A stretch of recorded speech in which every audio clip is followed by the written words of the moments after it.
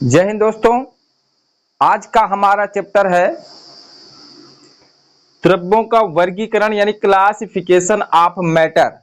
आज हम अब पढ़ेंगे द्रव्यों के वर्गीकरण के बारे में, इनकी कितनी अवस्थाएं होते हैं, ठीक है, और इनके क्या क्या मतलब हैं, ठीक है। जो नए बच्चे आए हैं, जो नए बच्चे जुड़ रहे हैं, सबसे पहले वो चैनल को सब्सक्राइब कर दें, अपने दोस्तों को शेयर करते हैं, ताकि जो भी कोई नया वीडियो में लाऊं तो आपको जल्द से जल्द आप लोगों को पहुंच सके।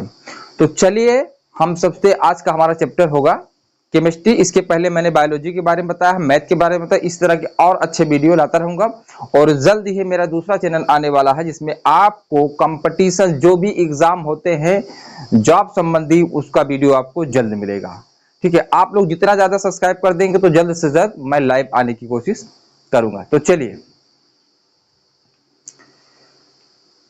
सबसे पहले हम रसायन विज्ञान को समझ लेते हैं। रसायन विज्ञान है क्या, ठीक है।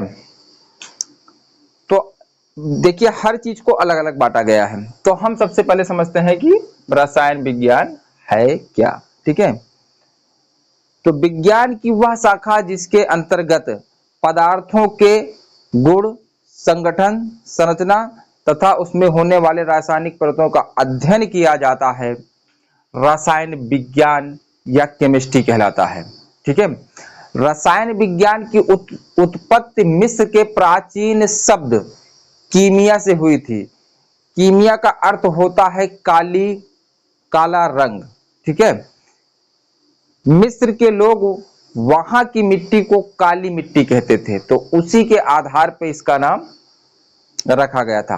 प्रारंभ में रसायन विज्ञान के अध्ययन को केमिटेकिंग के नाम से जाना जाता था, यानी केमिटेकिंग कहा जाता था।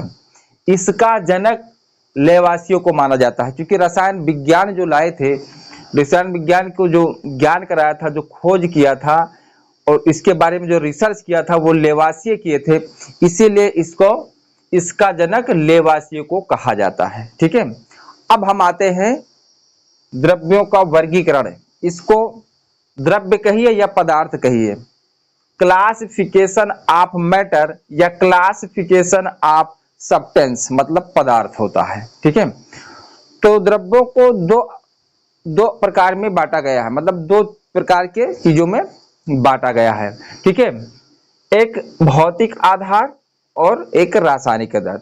उनके गुणधर्म और संरचना के आधार पर उनको दो भागों में डिवाइड कर दिया गया है। एक भौतिक के आधार पर कर दिया गया है और दूसरा कर दिया गया है रासायनिक आधार पर, ठीक है। तो चलिए, सबसे पहले हम समझ सकते हैं द्रव्य क्या है, ठीक है। द्रव्य मतलब पदार्थ, मैटर, ठीक है। तो द्रव्य वे वस्तुएं हैं जो स्थान घेरती हैं, जिनमें भार होता है, जिनका अध्ययन हम या जिनका अनुभव हम अपनी ज्ञान इंद्रियों द्वारा करते हैं, वो सारी चीजें द्रव्य कहलाती हैं। आप फिर से एक बात दोहरा लीजिए, वे वस्तुएं जो स्थान घेरती हैं, जिनमें भार होता है, जिनका अनुभव हम अपनी ज्ञान इंद्रियों द्वारा करते हैं, वो सारी चीजें द्रव्य या पदार्थ कहलाती हैं। अब समझिए, देखिए, मैं हूं एक व्यक्ति, यानी मैं भी एक द्रव्य हूं। ये द्रव्य हुए, ये भी एक क्या है, द्रव्य है, ठीक है।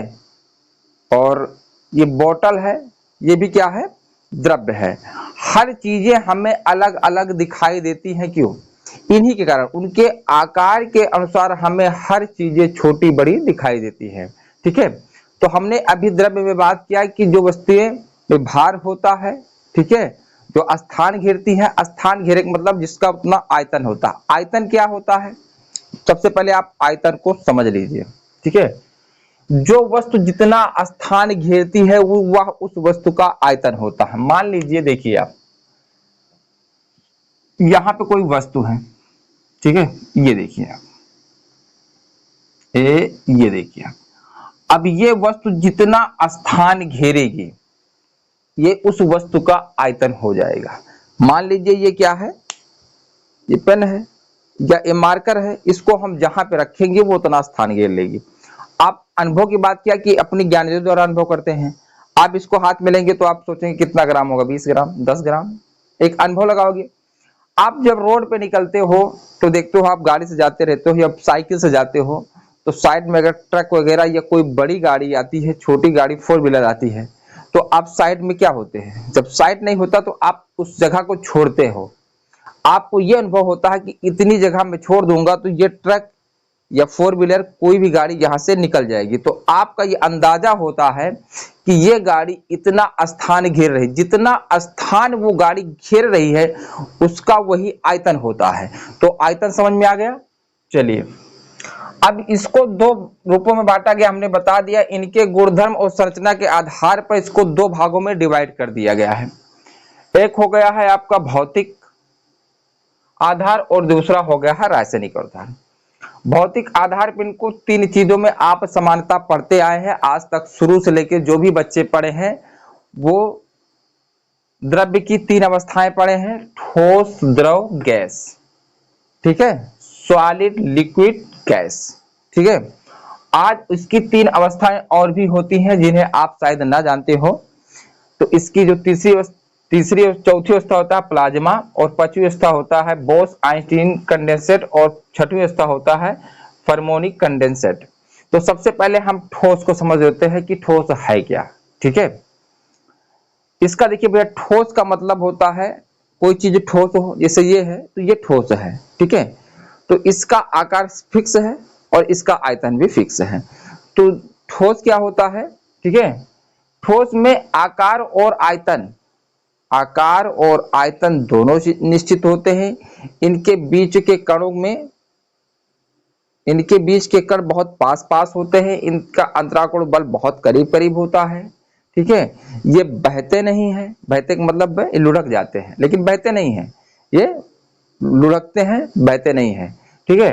तो ये सारी चीजें क्या होती हैं, ठोस हो, जैसे लकड़ी हो गया, ये मार्कर हो गया, और ये बोतल हो गया, ये सारी चीजें क्या है, ये सारी चीजें ठोस होती हैं। ये बात समझ में आई है।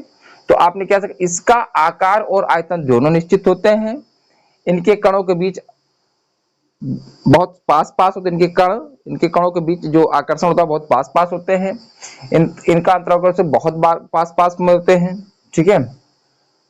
ये बहते नहीं है, ठीक है, ये जैसे लकड़ी, ये मार्कर। इसके बाद आ जाता है द्रव। देखिए इसका आकार अनिश्चित होता है लेकिन आयतन निश्चित होता है, यानी जिसका आकार अनिश्चित हो और आयतन निश्चित होता है द्रव होते हैं। इनमें अंतराकोण बल थोड़ा ठोस की तुलना में थोड़ा दूर दूर होते हैं, इनमें कणों के बीच जो है पास पास नहीं होते, इनके कण पास पास नहीं होते, ठोस की तुलना में थोड़ा से ज्यादा होते हैं। ये लुढ़कते नहीं, ये ऊपर से नीचे की ओर बहते हैं, जैसे तेल हो गया, पेट्रोल तेल हो गया और ग्लिसरीन हो गई।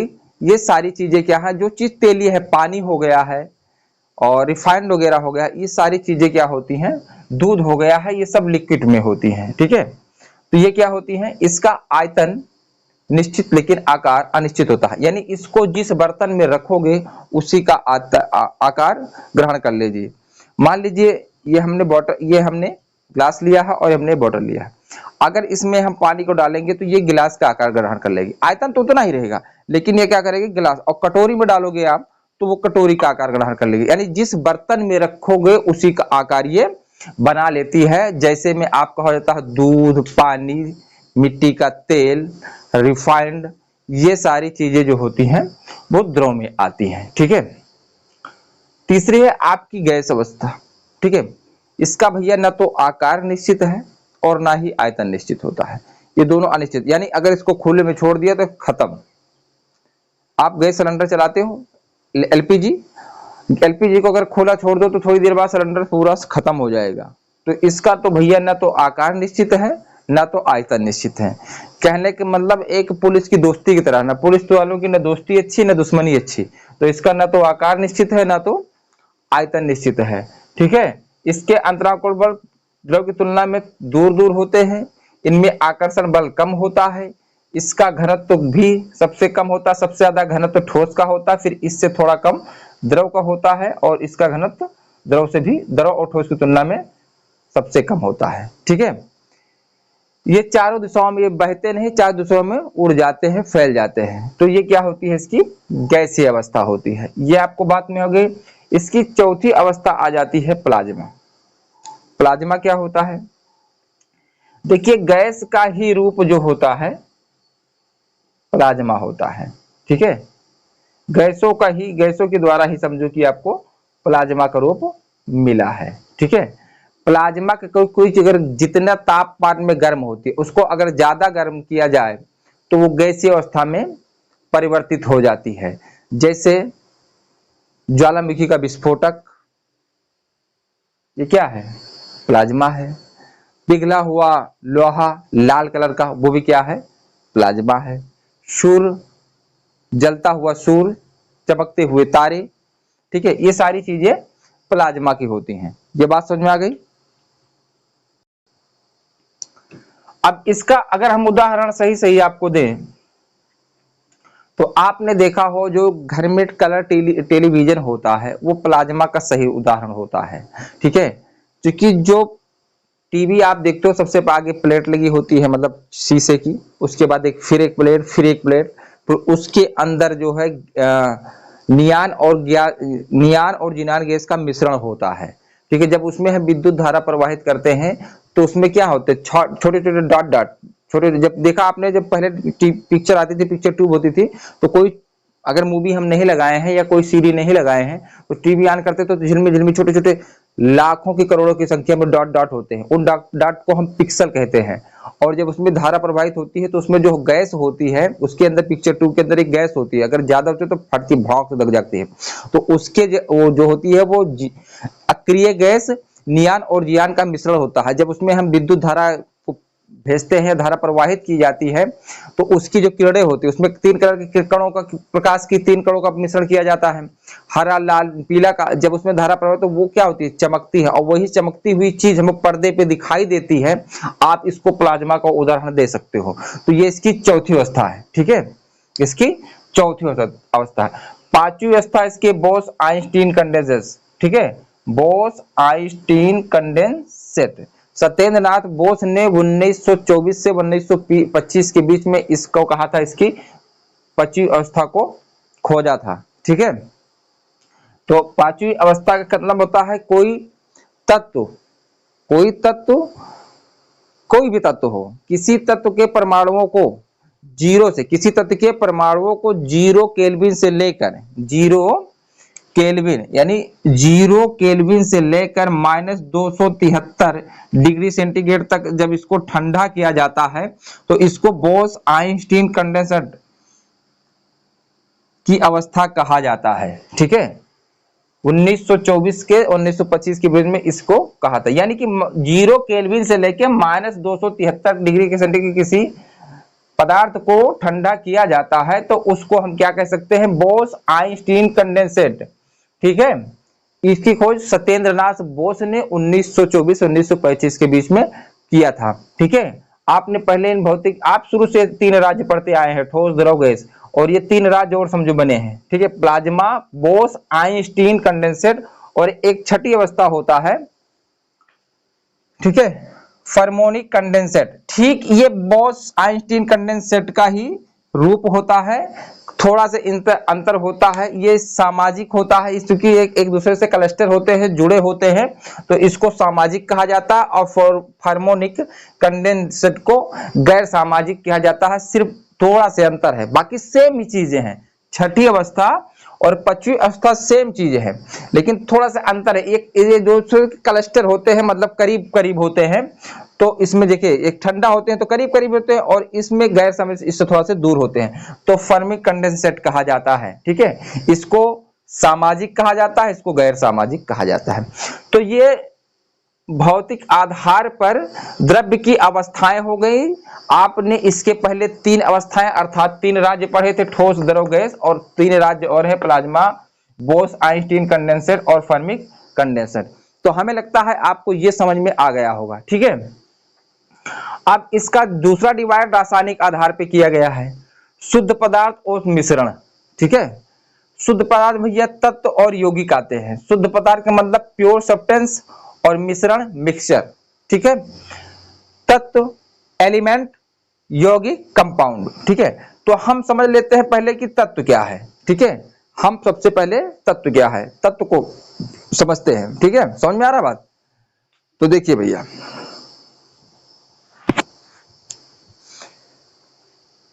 कोई भी चीज हो, ठीक है, सबसे पहले आज हम आपको समझा देते हैं, यहां से थोड़ा सा हम इसको डिलीट कर देते हैं, फिर आपको बता देते हैं। तत्व को समझने से पहले आप थोड़ा सा एक चीज समझ लीजिए आप लोग। चलिए, आपने अभी पदार्थ या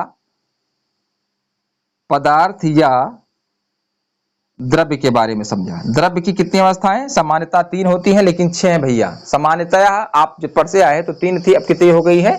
6। 1 2 3 4 5 6, अब 6 अवस्थाएं होगी। यहाँ 1 2 3 4 5, ये 6, ठीक है।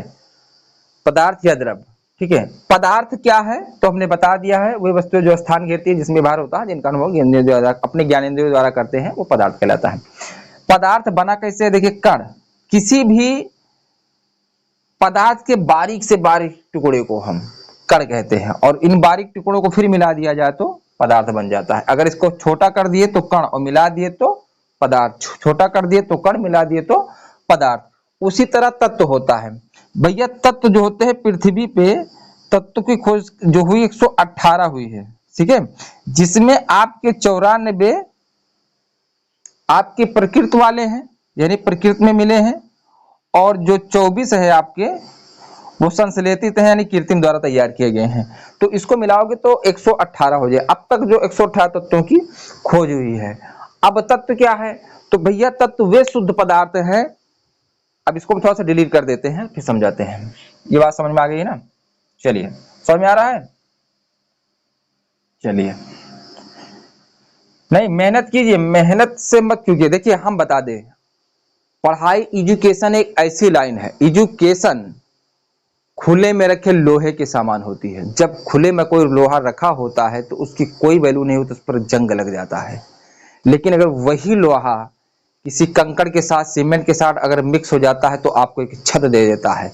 जिस दिन आप ये समझ जाओगे कि एजुकेशन क्या है, एजुकेशन का मतलब क्या है, तो आपको कामयाबी तुरंत मिलेगी। काफी ऐसे बच्चे हैं जो गांव से रिलेटेड हैं, वो कहते हैं कि हमारे पड़ोसी भैया इतना पढ़े लिखे हैं, उनको ये नहीं मिला, उनको नहीं मिला। अज्ञान कभी खत्म नहीं होता है, ज्ञान को आप जॉब से नहीं कर सकते। अगर मेहनत करोगे तो आप जो सोचा है वो जरूर मिलेगा, ठीक है। हमने बता दिया ना, खुले में पड़ा हुआ लोहा का कोई वैल्यू नहीं है। उस तरह जब आप इसको नहीं पढ़ोगे, नहीं करो, तो खुले में लोहा पड़ा हो तो उसमें जंग लग जाते हैं। आप इस किताब को खोलकर ओपन कर दोगे, नहीं पढ़ोगे, नहीं ध्यान दोगे, इसमें जंग लग जाएगा।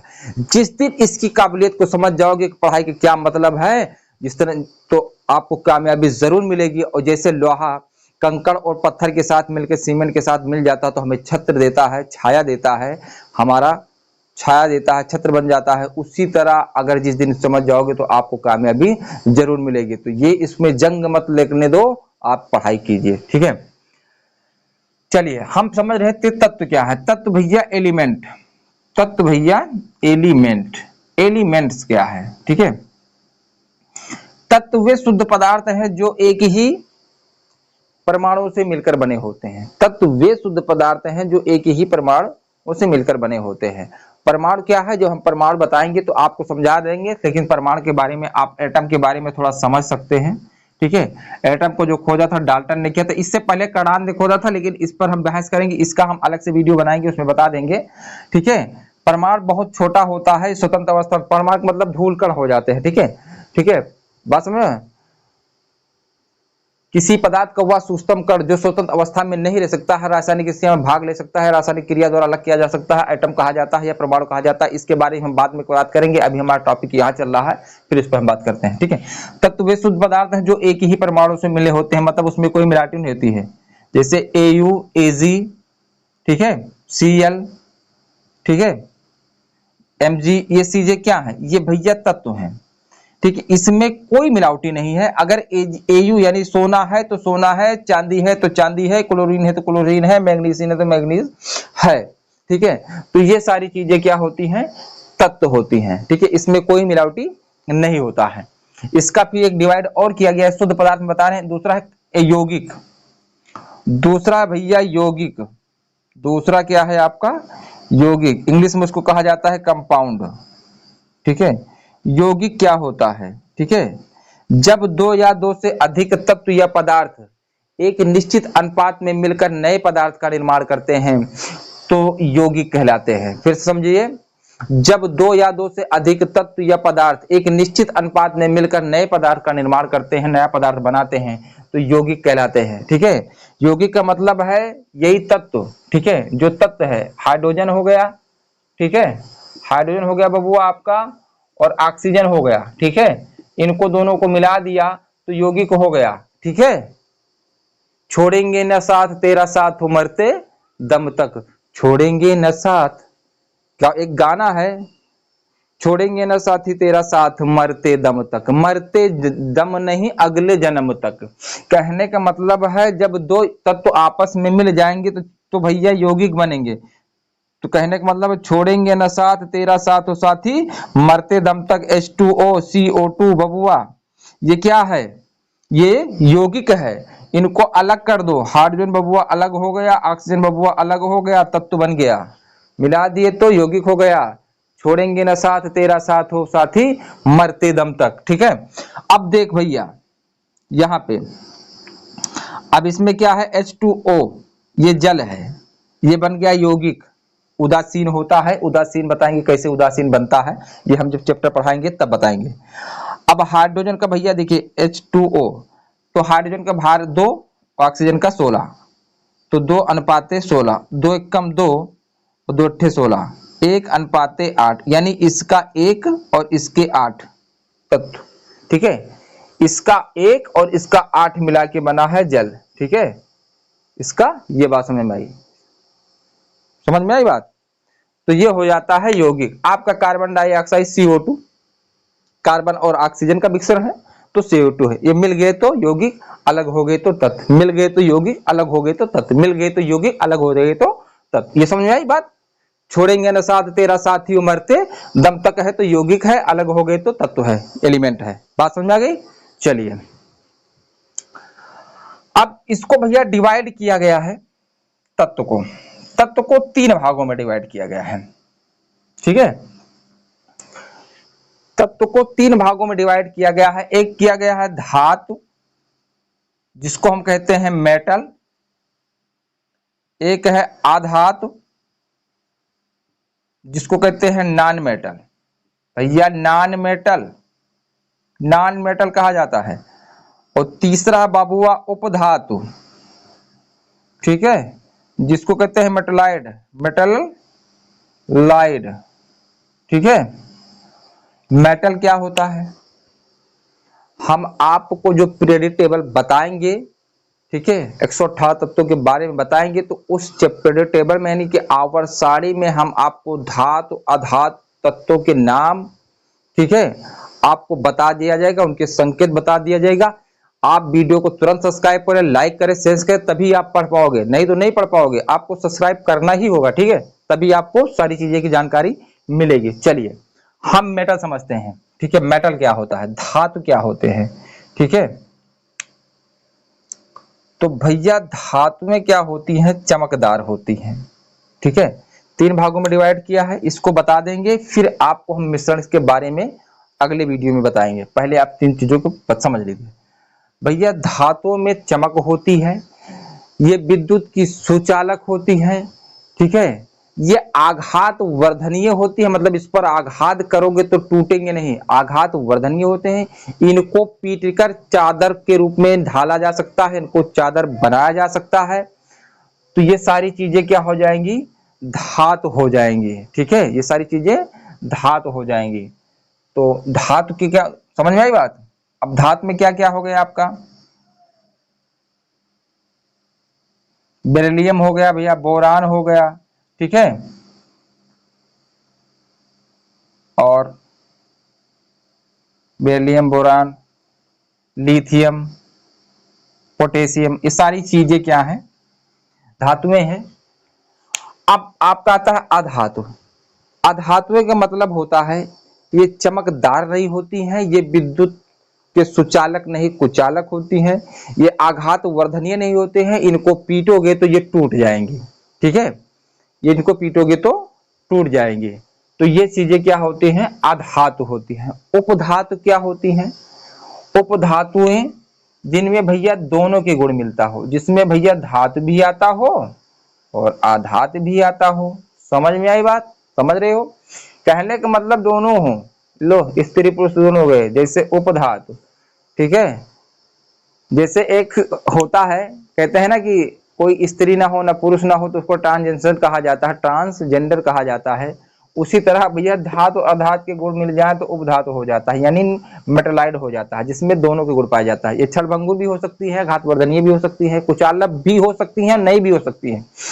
तो ये सारी चीजें क्या है? उपधातु हैं। इनके संकेत के बारे में, इनके नाम के बारे में हम आपको जब पीरियडिक टेबल पढ़ाएंगे तो उसमें हम आपको विधिवत समझाएंगे। इसलिए हम कह रहे हैं कि आप वीडियो को सब्सक्राइब कर लीजिए। जो बच्चे पहले से देख रहे हैं, जो सब्सक्राइब किया है, अपने दोस्तों से कहे सब्सक्राइब करें, ताकि अच्छे से अच्छे वीडियो आपको, कॉन्सेप्ट अच्छे से अच्छे कॉन्सेप्ट आपको मिल सके।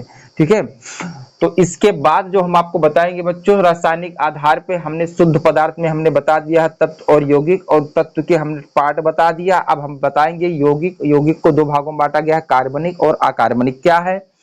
फिर मिश्रण में समांगी विषमांगी मिश्रण क्या है, इसके बारे में हम अगले वीडियो में बताएंगे।